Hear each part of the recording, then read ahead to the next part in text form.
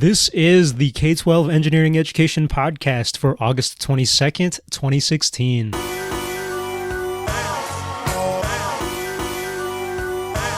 Today, my guest again is Rachel Fahrig, an educator with experience in high school science and engineering.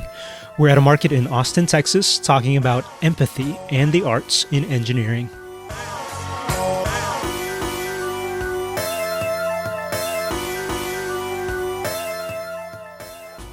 Hi, Rachel. Hi, Pius. Would you like to play a game? I would love to play a game. What game are we going to play? It's called Convergence. Convergence? I love Convergence. Okay, so how do we play?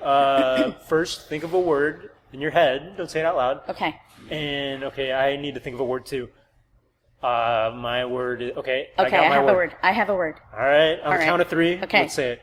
One, two, three. Banana. Shirt. You said shirt? I said shirt, and you said banana. I said banana.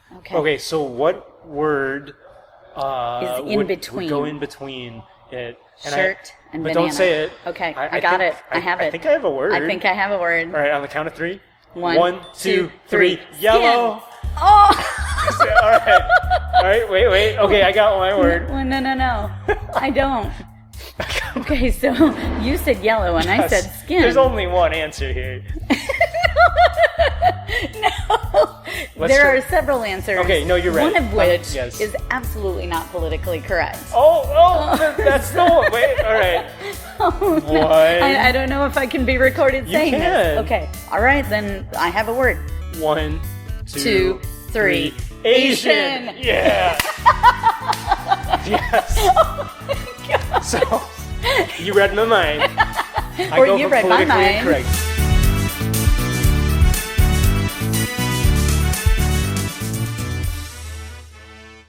Today we're recording from Hana World Market in Austin, which happens to be an Asian American market. So we didn't plan that. That was interesting. No, that was. So, Rachel, did you think that you knew what I was thinking when we played that game?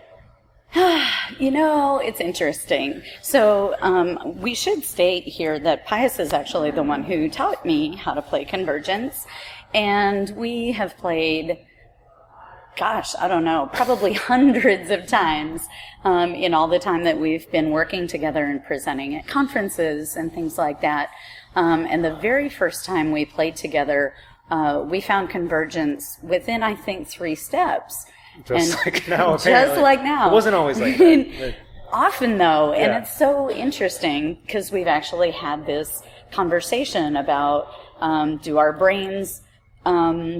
kind of function the same way? Do we have enough similar experiences that we have common, what's the word I'm looking for, like common lifestyles and common backgrounds that we would be drawing from similar sources? Common reactions to a prompt, like a word. Yeah, because some people don't react to the same way when I hear shirt and banana. But yellow. Some people might not have said Asian if they weren't comfortable with it. I would have, because, hey.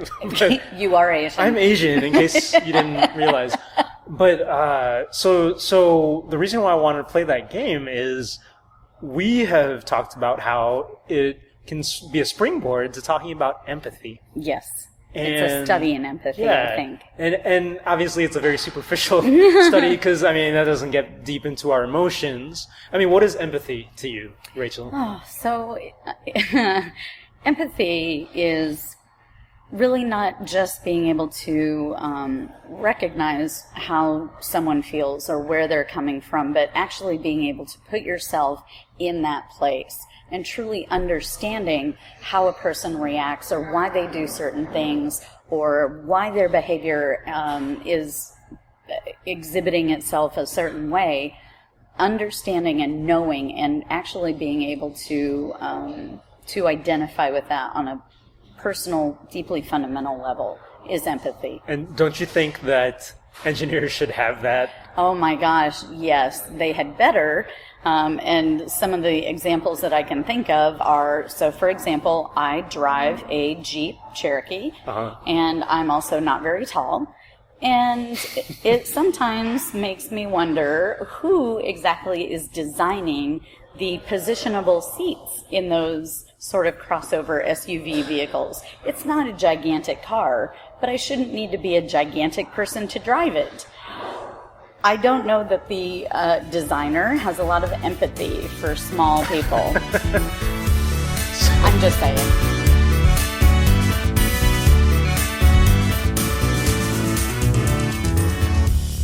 If empathy is super important for engineers, people who design things. Yes. If they don't have empathy, if it's hard for someone to get to put themselves in someone else's shoes, how can you develop that? Oh, I think there are a lot of different ways that you can do that. First of all, anytime that you can generate or create an authentic interaction between the engineer and the intended customer, for example, interviews or focus groups, those seem to be really effective.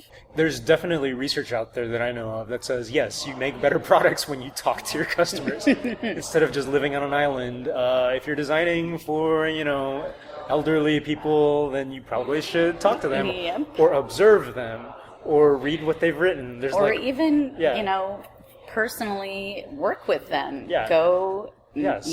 Be with them and see what they need. There's a UT researcher, the mechanical engineering department, Professor Siprasad, she does some research on something called empathic lead user analysis. Mm-hmm. If you look at the research studies, that's what it's called. But it just basically means putting yourself in someone else's shoes. Like if I were designing that car for the elderly, maybe you try to, I think in their studies what they did was they put on weights on different parts of their body. The researchers put on weights to simulate the amount of effort that sometimes elderly people feel to move around. Sure. And they learned a whole lot about their designs, what might work well and what might work not so well about opening up a car door and whatnot. I don't know how you would do empathic lead user analysis to see what it's like to be short, but it's just another technique for designing. I don't know. You could design something that even if a tall person sat in it, they still can't reach certain things. So a higher seat back where their head isn't touching the right. Remember you that? have to build gigantic chairs. That Lily Tomlin sketch? Yes, exactly. Oh, I remember. If you've seen that where she was sitting in this gigantic rocking chair. To see what it's like. Oh my gosh, that'd be interesting. And so if adults are designing for kids even, you could make a giant house and a giant room to see what it's like. That's kind of fun and creepy, but just an idea. It doesn't say we're not saying that's the absolute best thing to do. So those are researched techniques for designing better. And what's funny is that game that we played isn't, as far as I know, that's not a researched technique for building empathy with your teammates. No, but maybe it should be. Maybe it should be. So any researchers out there who are interested, grad students, do some research on that, and we would love to hear the results.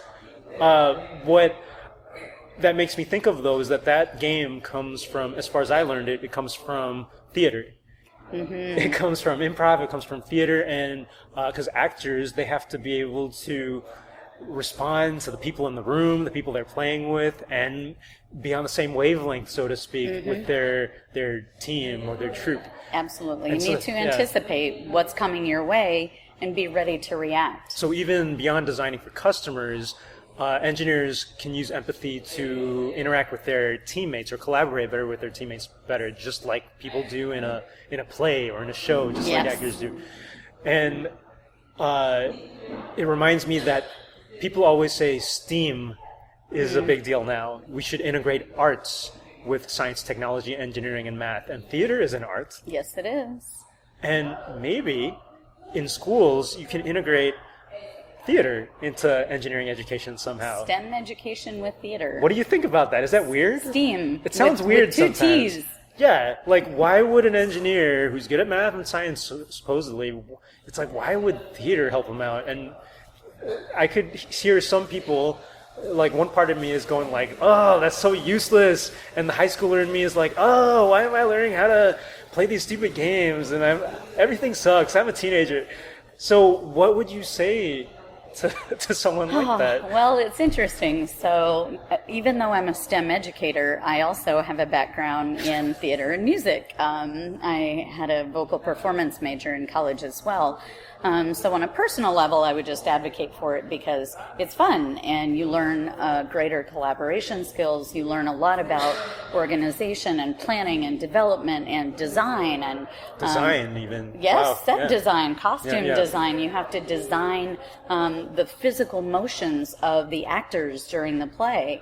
None of that can be done just off the cuff. Sure. There's a huge amount of planning that goes into any sort of theatrical production. And I think about the mega productions like Disney productions that require so much integration of lighting and technology and sound and audio and visual and special effects. Yes, there are special effects on stage.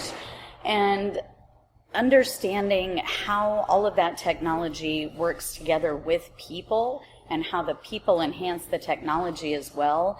I mean, first of all, it's a valid career path. Mm-hmm. So, and it pays bank. Who doesn't want to, make, I have no idea how much money they make. Probably at least $80,000 or $90,000 a year to run lights or set for a Disney production on Broadway because you have an engineering degree. Wouldn't that be fun? That'd be awesome. What do you think about the parallels between creativity in those more traditionally artistic fields versus the creativity in engineering? Is it the same? It is the same because you're still designing for a customer. You're designing an entertainment experience. You're designing a feeling almost. You're designing something that is going to reach so many people on multiple levels. You've got customers or an audience, similar thing. Okay. And even so let's think about a Disney production, for example. You have your audience, who is probably the end user, really.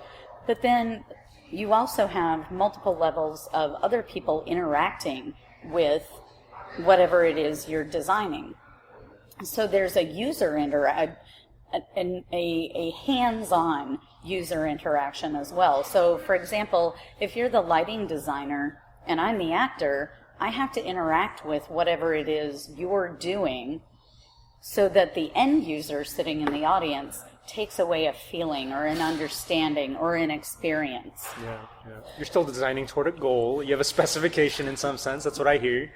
And I'm sure your techniques for coming up with these final products. Yes. They might have some parallels. I bet there is brainstorming when you create and storyboarding. Sure, yeah.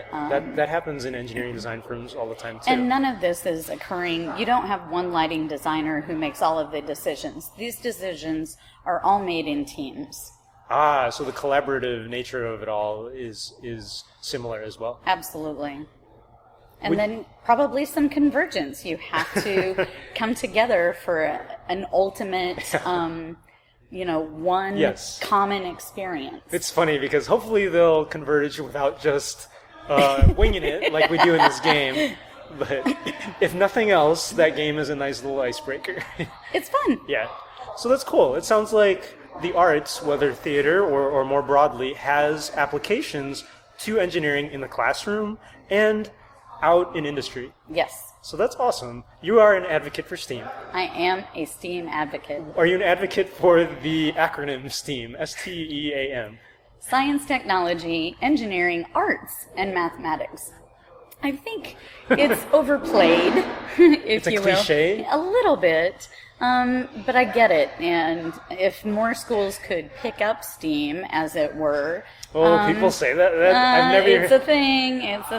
Wow. No, but Very I've never much heard so. that was new to me. But I think that there are so many other ways that you can examine STEAM. For example, when you think about music, there are physical and mathematical applications that could be studied. When you look at, again, let's go back to lighting. There's visual art involved in that, which again involves electronics and wavelengths, and so again with the physics, and so there are ways of integrating all of this, and I think that's the important piece that often is missing.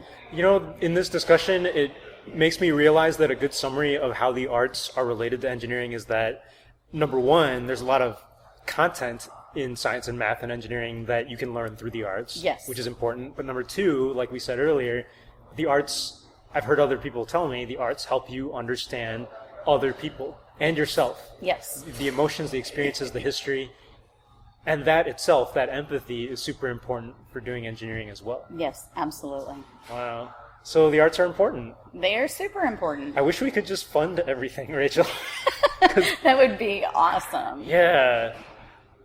So thank you for speaking to me about this. Thank you for having me. It's always a pleasure. Do you want to play one more game? Yes, let's. Convergence? Yes! All right.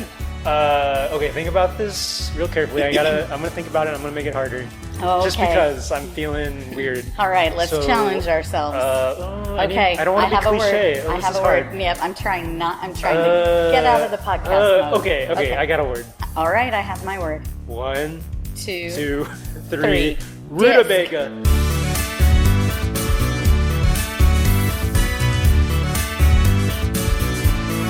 If you like these discussions between Rachel and me, you can help us spread the word by voting for us to present at the upcoming South by Southwest 2017 conference in Austin.